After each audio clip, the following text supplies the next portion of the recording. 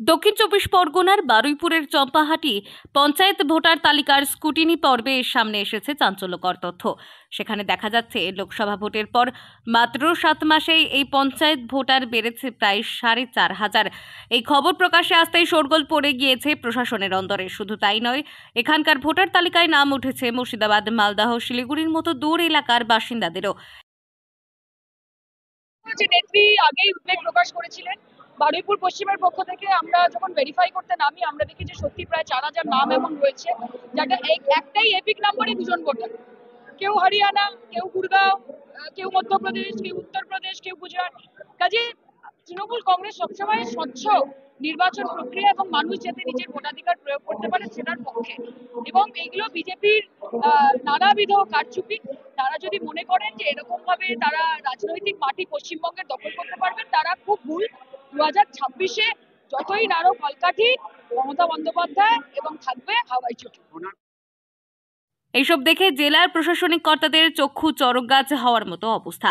আর তাই এবার ভোটার তালিকা সংশোধন ও বুথ ভিত্তিক জনসংযোগ বাড়াতে বার্তা অভিনেত্রী, বিধায়ক, সাংসদের। ভোটাররা বেইমান নয়, তাদের কাছে যাওয়ার বার্তা সাংসদ সায়নী ঘোষ ও বিধায়ক লাভলি মৈত্রের। বিধানসভা এলাকা জুড়ে আগামীকাল থেকে ভোটার তালিকা সংশোধনে নেমে পড়ার বার্তা দুই নেত্রীর। নেত্রীর নির্দেশ, দলের নির্দেশ যে ভোটার লিস্ট স্ক্রুটিনি করতে হবে। যে ষড়যন্ত্র বিজেপি করছে যে বাইরে থেকে কিছু ভোটার এখানে ঢুকিয়ে, এবং তার তথ্য প্রমাণ আমাদের নেত্রী, আমাদের শ্রদ্ধেয় দিদি আগের দিন বলেছেন নেতাজি ইন্ডোরে। সেই জন্য প্রত্যেকটা বুথের কর্মীদেরকে আরো সক্রিয় হতে হবে, ভোটার লিস্ট স্ক্রুটিনি করতে হবে, এবং বাইরের ভোটার যদি কেউ থাকে তাদেরকে চিহ্নিত করতে হবে, করে প্রশাসনকে জানাতে হবে। এই কাজটা আমি নিজে দায়িত্ব নিয়ে করব, এবং আমার সঙ্গে সহযোগিতা করার জন্য বুথের সভাপতি এবং তাদের নেতৃত্বে 4-5 জন সক্রিয় কর্মীদের নিয়ে একটা টিম করা হবে, কমিটি করা হবে। কাল থেকেই আমরা পুরোদমে এই ভোটার লিস্টের কাজে নামবো।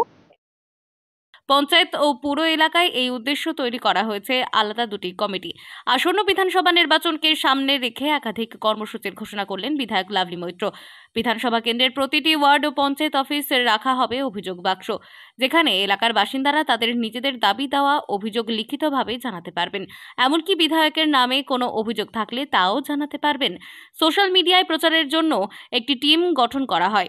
এই টিম সরকার ও দলের নানান কর্মসূচি প্রচার করবে সোশ্যাল মিডিয়ায়। দলের কর্মী যারা অভিমান করে দূরে সরে আছে তাদের কাছে যাওয়ার বার্তা বিধায়ক ও সাংসদের।